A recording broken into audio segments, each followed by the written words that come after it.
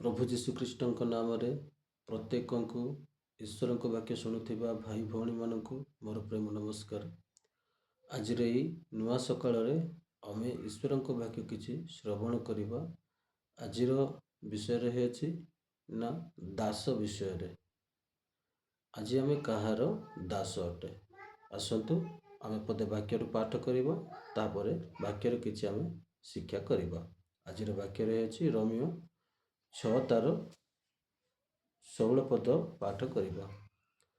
ମୃତ୍ୟୁଜନକ ପାପ କିମ୍ବା ଧାର୍ମିକତା ଜନକ ଆଜ୍ଞାବହତା, ଏହା ମଧ୍ୟରୁ ଯାହା ନିକଟରେ ତୁମ୍ଭେମାନେ ଆଜ୍ଞାବହ ହେବା ନିମନ୍ତେ ଆପଣା ଆପଣାକୁ ଦାସ ରୂପେ ସମର୍ପଣ କର, ଅର୍ଥାତ୍ ଯାହାଙ୍କର ଆଜ୍ଞା ପାଳନ କର, ତାହାର ଯେ ତୁମ୍ଭେମାନେ ଦାସ ଅଟ, ଏହା କ'ଣ ଜାଣ ନାହିଁ?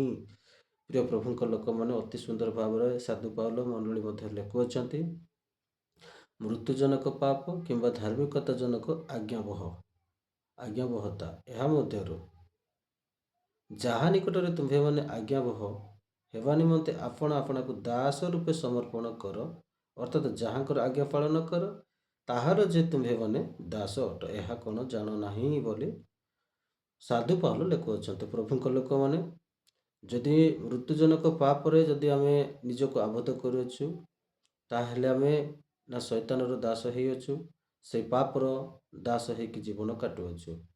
ଯଦି ଧାର୍ମିକତାର ଆଜ୍ଞାବହତା ଜୀବନ କାଟୁଅଛୁ, ତାହେଲେ ଖ୍ରୀଷ୍ଟଙ୍କର ଦାସ ହେଇକି ଜୀବନ କାଟୁଅଛୁ। ବାକ୍ୟ ପାଳନ କରୁଛୁ, ଆଜ୍ଞାବହତା ଜୀବନ କାଟୁଅଛୁ, ସମର୍ପଣ ଜୀବନ କାଟୁଅଛୁ, ପାପ ଅଧର୍ମ କରୁନାହୁଁ, ବାକ୍ୟ ପାଳନ କରୁଅଛୁ, ତାହେଲେ ଆମେ ନା ଖ୍ରୀଷ୍ଟଙ୍କର ଦାସ ଅଟେ। ଯଦି ଆମେ ବାକ୍ୟ ପାଳନ କରୁନାହୁଁ, କ୍ରୋଧ ହିଂସା କରୁଛୁ, ବିବାଦ କରୁଛୁ, ବ୍ୟଭିଚାର କରୁଛୁ, ଚୋରି କରୁଛୁ, ଲୋଭ କରୁଛୁ, ପିତାମାତାଙ୍କୁ ଗାଳି ଗୁଲଜ କରୁଛୁ, ସ୍ୱାମୀ ସ୍ତ୍ରୀ ମଧ୍ୟ ଝଗଡ଼ା ଝାଟି ଚାଲୁଅଛି, ବ୍ୟଭିଚାର ଚାଲୁଅଛି, ଦୁଷ୍ଟତା ସଟତା କାମୁକତା ସମସ୍ତ ଈର୍ଷାଦୃଷି ରହିଅଛି, ଏହି ସମସ୍ତ ପାପ ଯେତେ କାର୍ଯ୍ୟ କରୁଅଛୁ, ତାହେଲେ ଆମେ ପାପର ଅଧୀନରେ ପାପର ଦାସ ହେଇକି ଜୀବନ କାଟୁଅଛୁ। ପ୍ରିୟ ପ୍ରଭୁଙ୍କ ଲୋକମାନେ, ଆମେ ଆଜି ସଜାଡ଼ିବା ଆଉ ନିଜକୁ ସମୀକ୍ଷା କରିବା, ଆଜି ଆମେ କାହାର ଦାସ ହେଇକି ଜୀବନ କାଟୁଅଛୁ। ଯୀଶୁଖ୍ରୀଷ୍ଟ ଯୋହନ ପୁସ୍ତକ 8:34 ଲେଖାଯାଏ, ଯୀଶୁଖ୍ରୀଷ୍ଟ କହୁଛନ୍ତି, ସତ୍ୟ ସତ୍ୟ ମୁଁ ତୁମ୍ଭମାନଙ୍କୁ କହୁଅଛି, ଯେ କେହି ପାପ କରେ ସେ ପାପର ଦାସ।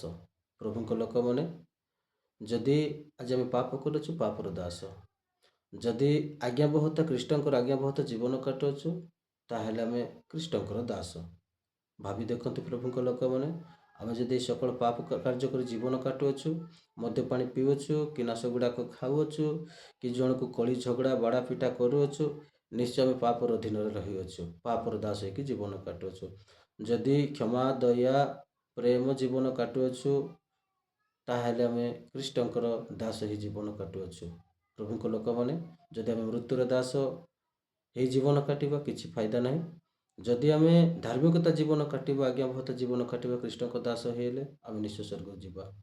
ପ୍ରଭୁ ଏହି ବାକ୍ୟ ଦେଇ ଆଶୀର୍ବାଦ କରନ୍ତୁ। ଆମେ କେଉଁ ପ୍ରକାର ଦାସତ୍ୱ ଜୀବନ କାଟୁଅଛୁ, ଆମେ ନିଜକୁ ସମୀକ୍ଷା କରୁ। ଏହି ଅଳ୍ପ ବାକ୍ୟରେ ପ୍ରଭୁ ପ୍ରତ୍ୟେକଙ୍କୁ ଦୟା କରନ୍ତୁ।